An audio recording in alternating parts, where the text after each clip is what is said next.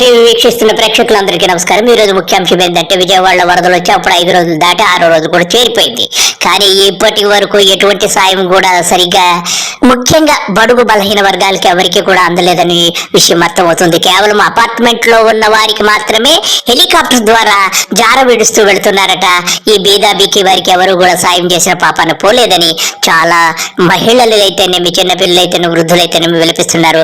ఒక అమ్మగారిని అడుగుదాం. అమ్మ, మీకు హెలికాప్టర్స్ వెళ్తున్నాయి కదా, మీకు ఎటువంటి ఆహారం కానీ ఈ నిత్యావసరాలు కానీ ఏమన్నా అందాయా అమ్మ? ఈ అపార్ట్మెంట్ లో అందరూ అక్కడికే వస్తున్నారు.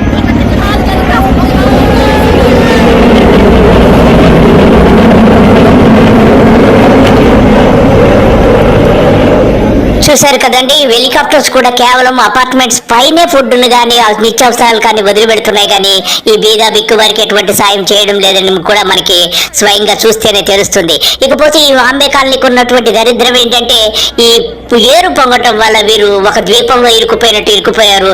చుట్టూ నీరు రావడం వల్ల ఎటు వెళ్ళలేని పరిస్థితిలో ఉన్నారని అందరూ వాపోతున్నారు. అప్పుడు ఈ పెద్దవిని చూస్తే మనకి విషయం అర్థమవుతుంది. నీళ్లు లేవు, తాగడానికి, ఉండడానికి, కట్టుకోవడానికి బట్ట లేదు, నిలబడడానికి ఇల్లు లేదు, ఎంతో ఆవేదన వ్యక్తపరుస్తుంది. చూడండి ఒకసారి. అలా రోడ్డుపై పడి ఉన్నాం.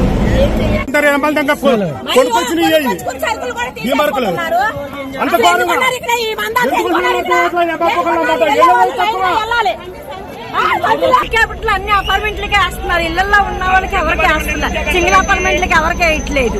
అపార్ట్మెంట్ లో వాళ్ళకే వేస్తున్నారు బాగా. ముఖ్యమంత్రి గారు చెబుతున్నారు, నేను అది చేస్తా, ఇది చేస్తా, పొడి చేస్తున్నా అన్నారు.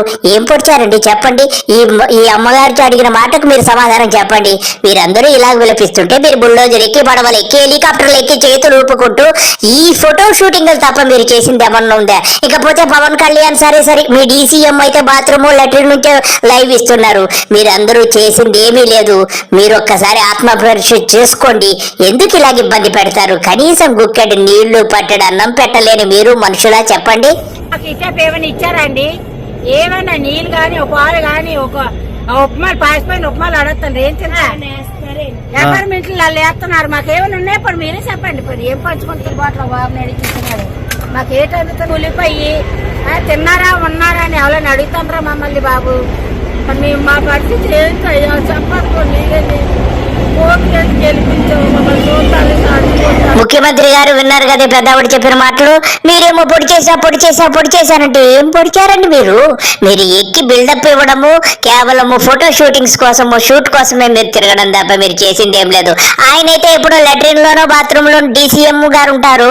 వారి లెట్రిన్ నుంచే కూడా ఆయన లైవ్ ఇస్తున్నారు. మాకు ఈ ప్రజలందరూ ఏం చెప్తున్నారు విన్నారుగా? ఓట్లేసి గెలిపించాం, ఏం పీకారంటున్నారు. మీరందరికీ మీరు సమాధానం ఇప్పుడు చెప్పాల్సిన పనిలేదు. మీకు వాళ్లే ముందు సరైనటువంటి నిర్ణయం తీసుకుంటారు ముఖ్యమంత్రి గారు. ఇలా నీళ్ళు లేవు, గుడ్లు లేవు, ఇల్లు సామాన్లు ఎత్తి కొట్టిపోయాయి. అలా రోడ్డుపై పడి ఉన్నాం. ఏం చెయ్యాలి?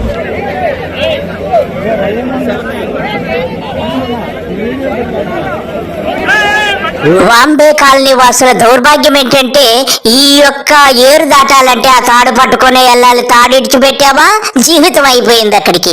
ఈ యొక్క పరిస్థితులు మరి ఇప్పటికైనా మీరు కళ్ళు తెరుచుకొని చూస్తే మంచిది.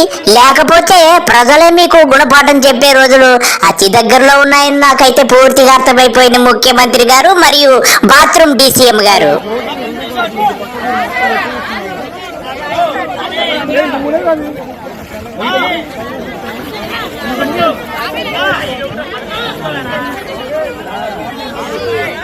ఈ వాంబే నివాసులు మొత్తము ఈ తాడు పట్టుకొని ఈ యొక్క ఏరు దాటి అవతల రైల్వే పట్టాలు దాటి అవతల దేవీ నగర్ ఉంటుంది. ఆ దేవీ నగర్ కు వెళ్లి వీరందరూ కూడా నిత్యావసర వస్తువులు కొనుక్కొని తెచ్చుకుంటున్నారట.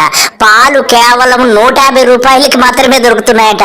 ప్రతి నిత్యావసర వస్తువు ఆకాశం నుంచి అధపాతాళానికి వెళ్ళిపోయి వీరు కొరలేక అనేక అవస్థలు పడుతుంటే వీరు ఏదేదో చెబుతారు.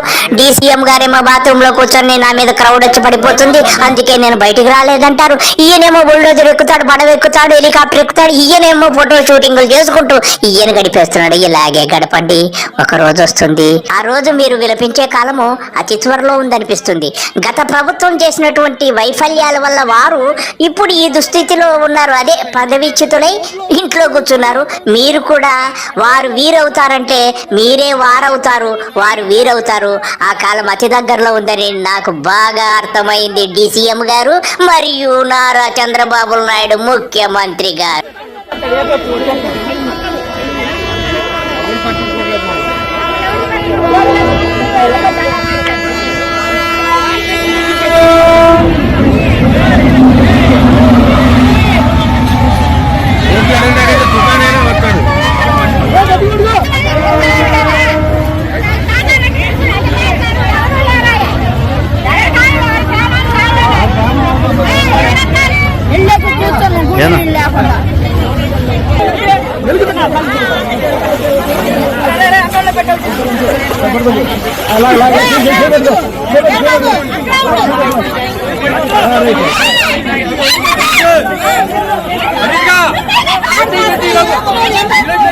చూశారు కదండి వారి కష్టాలు ఎలాగున్నాయో. నీటిలో ఈ యొక్క తాడు పట్టుకొని అలా అవతలికి వెళ్ళి వారు ఎన్నో బాధలు పడుతున్నారు. యువతలు ఎంత మంది జనం వెయిట్ చేస్తున్నారు. వీళ్ళందరూ పట్టెడు అన్నం కోసం, గుక్కెడు నీళ్ల కోసం అనండి.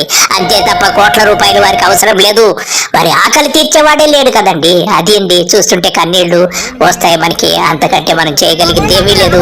ఈ ప్రభుత్వ వైఫల్యాన్ని కప్పిపుచ్చుకోవడానికి గత ప్రభుత్వాలను విమర్శించడం కాదు, ఆత్మ పరిశీలన చేసుకుంటే ప్రతి మనిషికి అర్థమవుతుంది. మరి నాకు ఆ ముఖ్యమంత్రికి, ఆ డిప్యూటీ సీఎం గారికి అసలు వారికి మనసుందో లేదో ఆ భగవంతుడికే తెలియాలి.